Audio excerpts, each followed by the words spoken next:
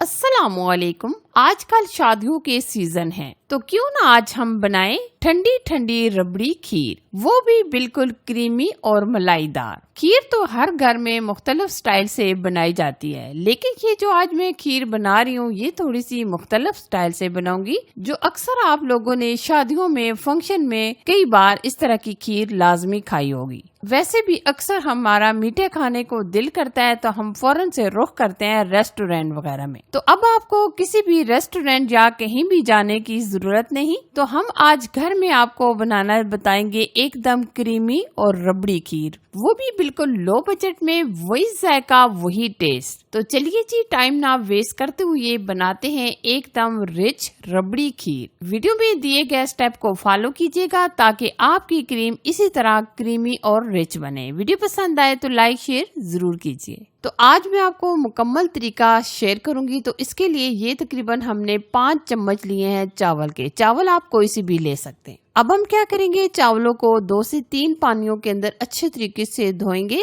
ताकि जो इसके अंदर स्टार्च वगैरह होता है, वो मिट्टी डस्ट वगैरह होता है, वो निकल जाए। आपने मल कर अच्छे तरीके से राइस को धो लेना है। धोने के बाद हम इसको तकरीबन 1 घंटा या आधा घंटा तो लाजमी भिगो के रखेंगे। फिर उसके बाद मैं आपको दिखाती हूँ। ये देखिए, चावल हमारे माशाल्लाह एकदम नरम हो चुके हैं। और अब हम क्या करेंगे, चावलों को हम इस तरीके से हाथों में मसल लेंगे। अगर हम चावलों को अच्छे तरीके से भिगोएंगे तो चावल हम आसानी से इस तरीके से मसल सकते हैं। ये देखिए, हमने चावलों को अच्छे तरीके से हाथों में मसल कर एकदम बारीक कर लिए। अच्छा जी, अब हम लेंगे खुला सा एक पतीला जिसके अंदर हम ये चावल डाल देंगे। चावल हमने पानी के साथ ही डाल दिए हैं और अब हम इसको ऊपर से कवर कर देंगे 5 मिनट के लिए। आपने यहाँ ये ध्यान रखना है कि जो चावलों का हमने पानी डाला है वो खुश्क हो जाए तो चावल पतीले की तह में ना लगे। जैसे ही पानी इसके अंदर खुश्क हो जाए तो आपने क्या करना है, इस तरीके से चम्मच लेना है और चम्मच की मदद से चावलों को मसल लेना है। ये स्टेप बहुत ही जरूरी होता है क्योंकि अगर हम इस तरीके से चावलों को मसलेंगे नहीं तो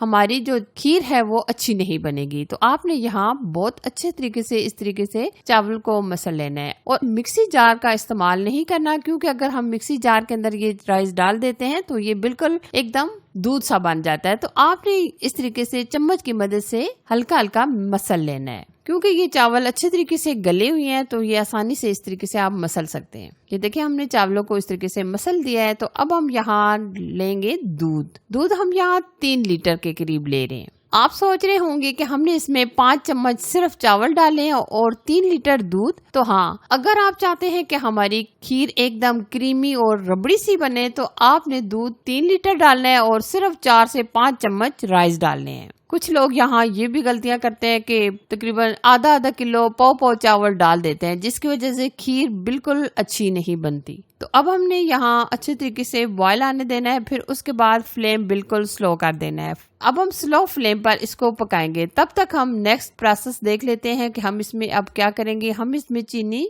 कैरमलाइज करके डालेंगे। यहाँ हम लेंगे पैन के अंदर हम डालेंगे चीनी आप फुल कप भर के ना डालिएगा, बल्कि आप थोड़ी सी कम ही डालिएगा, क्योंकि अगर हम बहुत ज्यादा चीनी शामिल कर देंगे तो खीर बहुत ज्यादा मीठी भी नहीं अच्छी लगती। तो आपने यहाँ चीनी अपने जायके के मुताबिक हस्बे जायका ऐड कर सकते हैं, लेकिन यहाँ हमने ये 1/3 कप चीनी ली है। अब हम चीनी को कैरमलाइज करेंगे। चीनी को कैरमलाइज करने का मकसद ये होता है कि ताकि खीर का कलर एकदम गोल्डन सा आए। वैसे अगर आप गोल्डन कलर नहीं पसंद करते तो आप चीनी को ऐसे भी शामिल कर सकते हैं। अच्छा जी, अब हम इसमें थोड़ा सा पानी डाल देंगे। जैसे ही हम इसमें पानी डालेंगे तो चीनी एकदम सख्त हो जाएगी, लेकिन कुछ ही देर बाद गर्म होने के बाद ये फिर से मेल्ट हो जाएगी। ये देखिए, माशाल्लाह कितना प्यारा एकदम गोल्डन सा कलर आ गया है और चीनी भी दोबारा से मेल्ट हो चुकी है। इस स्टेज पर हमने ये जो दूध था इसके अंदर हम ये कैरमलाइज की हुई चीनी ऐड कर देंगे। जैसे ही हम इसमें कैरमलाइज चीनी ऐड करेंगे तो माशाल्लाह बहुत ही प्यारा सा गोल्डन कलर आ जाएगा। ये देखिए कितना प्यारा कलर आ गया है,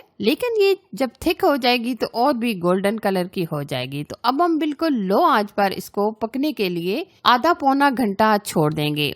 ये देखिए, खीर को पकाते हुए हमारा पौना घंटा गुजर चुका है। माशाल्लाह काफी हद तक खीर हमारी थिक हो चुकी है। तो अब आ जाती है बारी इसमें ड्राई फ्रूट ऐड करने की। कुछ लोग ड्राई फ्रूट पसंद करते हैं और कुछ नहीं पसंद करते। आप अपनी मर्जी से ड्राई फ्रूट ऐड कर सकते हैं। हम इसमें डालेंगे कटे हुए बादाम, कटे हुए पिस्ते, किशमिश, जो पसंद करते हैं आप वो ऐड कर सकते हैं। कुछ हमने गार्निश के लिए रख लिए हैं और कुछ हमने ऐड कर दिए हैं। खीर का कलर देखिए, खीर की थिकनेस देखिए और क्रीमीपन देखिए। अब हम इस स्टेज पर फ्लेम ऑफ करेंगे और खीर को सर्व करेंगे। क्योंकि आपको ये अभी पतली थोड़ी सी नजर आ रही होगी, लेकिन जैसे ही ये ठंडी होगी तो एकदम क्रीमी और थिक हो जाएगी। वैसे भी गर्मियों में दिल करता है कि कुछ मीठा हो जाए और ठंडा भी हो जाए, तो आपने इस तरीके से खीर को बना के फ्रिज के अंदर रख देना है, फिर उसके बाद ठंडी करके खूब एंजॉय करनी है। तो अब हमने ये खीर बर्तन में ऐड कर दी है, तो अब हम इसमें कुछ ड्राई फ्रूट ऊपर से गार्निश के लिए ऐड कर देंगे।